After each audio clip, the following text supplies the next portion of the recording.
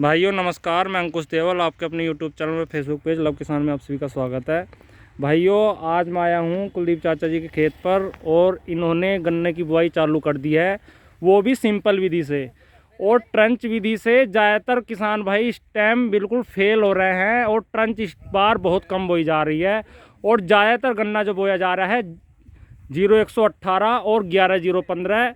तो किसान भाई से टोटल जानकारी लेंगे, क्या क्या बुआई करवा रहे हैं और सुपरवाइज़र साहब भी हैं, उनसे भी जानकारी लेंगे कि मील क्षेत्र में कौन से गन्ने की बुआई ज़्यादा हो रही है। तो चलो चलते हैं। हाँ जी चाचा जी, अपना परिचय बता दो। कुलदीप सिंह चिचैला खुर्द। अच्छा, आप कौन कौन से गन्ने की बुआई कर रहे हो? 18 और 11-0-15। अच्छा, जैसे तुम सिंपल विधि से मशीन से बुआई कर रहे हो तो ट्रंच की नहीं सोची थोड़ी बहुत?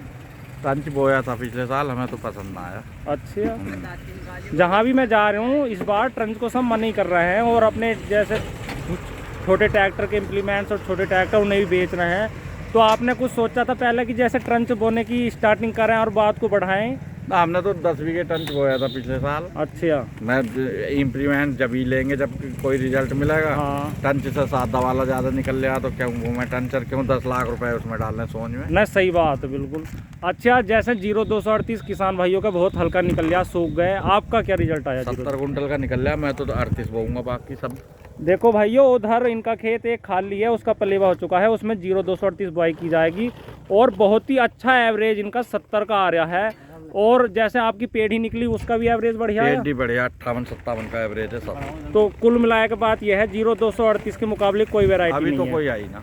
तो जैसे आप 18 लगा रहे हो, 11015 ये ट्रायल पे लगा रहे हो? ट्रायल पे लगा रहा है। 15 बीघे 18 बो रहे हैं। हाँ। 5 बीघे वो और बाकी तो अपना 38 वो है। अच्छा, जैसे ट्राइकोडर्मा यूज कर रहे हैं सब आपने किया? ट्राइकोडर्मा डाला वाहन पे। और क्या क्या डाला है?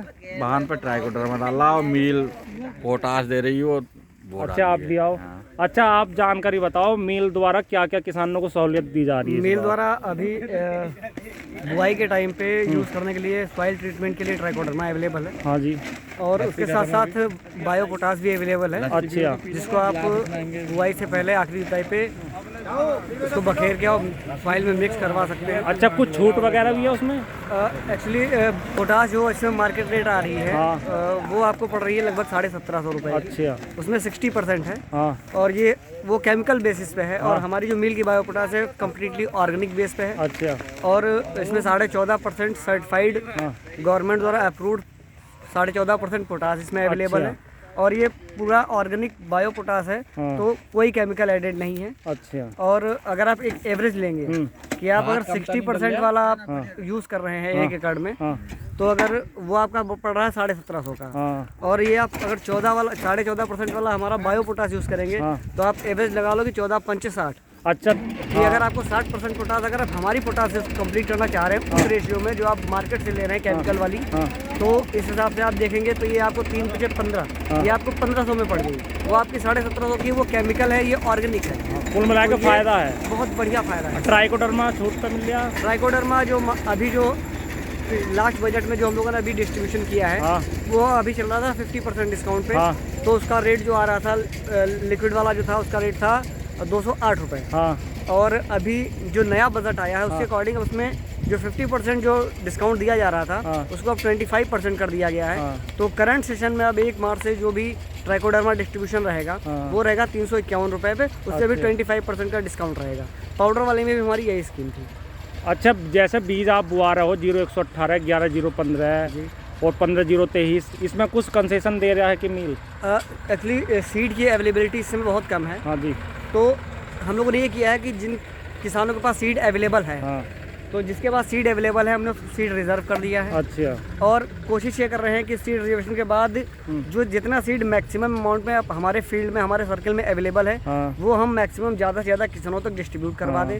इसमें फैक्ट्री ने एक पॉलिसी दी है कि सीड को बाहर डिस्ट्रीब्यूशन ना हो मिल एरिया से। इसके लिए फैक्ट्री ने ये किया है कि वैरायटी वाइज हर वैरायटी पे किसी वैरायटी वाइज हम लोग प्रीमियम दे रहे हैं। अच्छा, कि अगर आप किसी अपनी मिल के फार्मर को सीड सप्लाई कर रहे हैं, तो अगर आपने 20 कुंटल सीड दिया है तो आपको 18 जो सीड है हमारा, अगर आपने 20 कुंटल किसी को सप्लाई किया है तो उस 20 कुंटल पे आपको 50 रुपए प्रति कुंटल के हिसाब से फैक्ट्री के द्वारा प्रीमियम दिया जाएगा। अच्छा। उसके अलावा जितना सीड आप सप्लाई करेंगे वो आपकी सप्लाई बेसिक कोटे में जुड़ेगा। जिससे कि आपकी जो बेसिक कोटा सप्लाई जा रही है उस पर कोई इफेक्ट ना आए। तो ये 2 बढ़िया से प्रयास किए गए हैं सीड की अवेलेबिलिटी मैक्सिमम किसानों को करवाने के लिए मिल के द्वारा। अच्छा, जैसे PVP 95 और ये रिजेक्ट वैरायटी बोई जा रही हैं, तो मिल क्या कह रहा है उसके बारे में? देखिए, हमारी पूरी की पूरी कोशिश यही है कि इन वैरायटीज़ की बुआई बिल्कुल भी ना के बराबर हो, ना ही हो तो ज़्यादा बेटर है।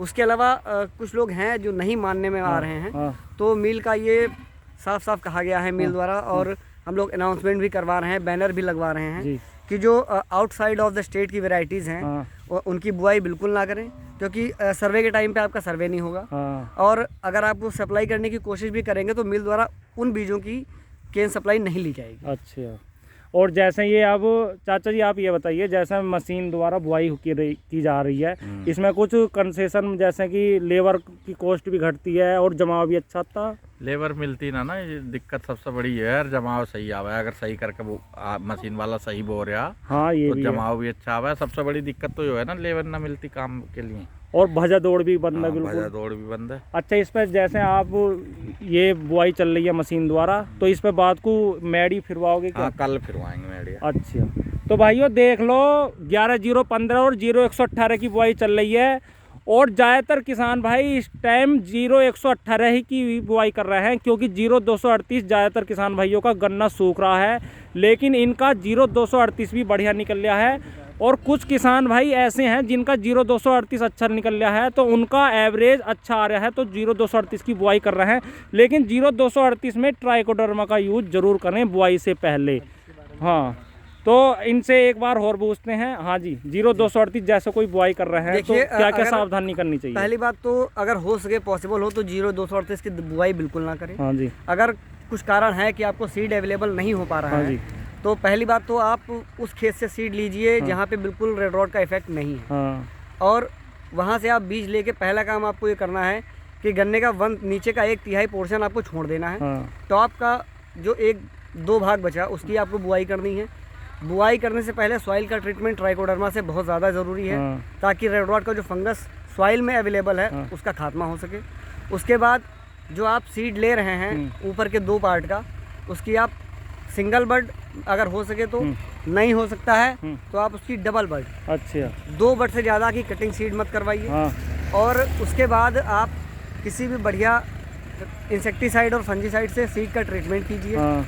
और पॉसिबल ये रहेगा कि अगर 38 की बुआई कर रहे हैं तो सीड आप अपना 1 दिन पहले प्रिपेयर कर लें और उसको रात भर मिनिमम उसको डिप करके रखें फंजीसाइड और इंसेक्टिसाइड में, तो चांसेस ये रहेंगे कि कुछ हद तक हम जो रेड रॉट स्प्रेड हो रहा है उसको रोकने में पॉसिबल कामयाब हो सकते हैं। और उसके बाद टाइम टू टाइम ये रहेगा कि जब आप खेत की निराई गुड़ाई वगैरह करवाते हैं, इंटरकल्चर अपनाते हैं, तो बढ़िया से उसका सफाई करवाइए और टाइम टू टाइम उसका बाद में भी इंसेक्टिसाइड और फंजीसाइड का यूज़ करते रहिए। अच्छा। ताकि आगे, और 38 में टॉप बोरर की बहुत ज़्यादा शिकायतें आ रही हैं, तो अगर आप टाइमली अपनी सावधानियाँ बरतेंगे और जो इंसेक्टिसाइड पेस्टिसाइड्स अवेलेबल हैं उनका यूज़ करेंगे तो आप अपनी फसल को बचा सकते हैं। अच्छा। और कुछ हद तक 38 का उत्पादन भी बढ़िया ले सकते हैं। चलो धन्यवाद भाइयों। ट्राइकोडर्मा जरूर यूज करें 0-238 के लिए, और ट्राइकोडर्मा तो जोन सी भी आप वैरायटी बोना चाह रहे हैं और गन्ने से अलग भी कोई फसल बोना चाह रहे हैं तो उसमें